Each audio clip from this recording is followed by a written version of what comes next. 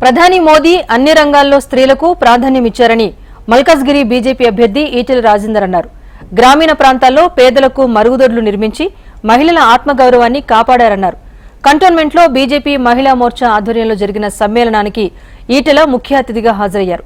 చట్టసభలో 33% రిజర్వేషన్ అమలు చేసి మహిళల గౌరవాన్ని మరింత పెంపొందించారని పేర్కొన్నారు.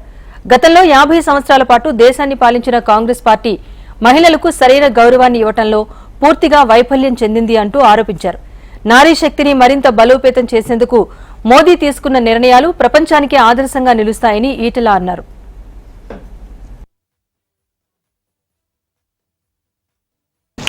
ఇక్కడ ముఖ్యమంత్రి గారు సాధకాకపోవచ్చు, ఇక్కడ ముఖ్యమంత్రి గారిని మన కష్టపడకపోవచ్చు, కానీ మోడీ గారు మాత్రం పేద వాళ్ళకు ఏదో ఇల్లు మాత్రం ఉండాలి, లేక చచ్చిపోయిన శవాన్ని కూడా మానవుడికి మొదటి వేసుకొని వేస్తా ఉంటాము.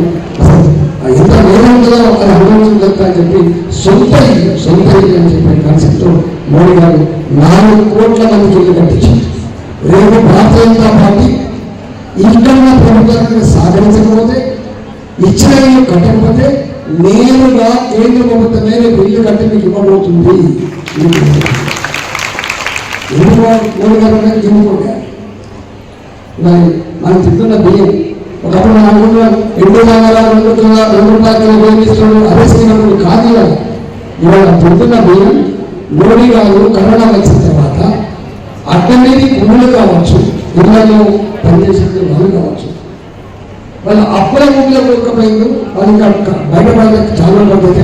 ఇప్పటికి 5 ఏళ్ళ 5 సంవత్సరాలుగా 80 కోట్ల మందికి మనిషికి 5 రోజులు బియ్యం ఇస్తారు.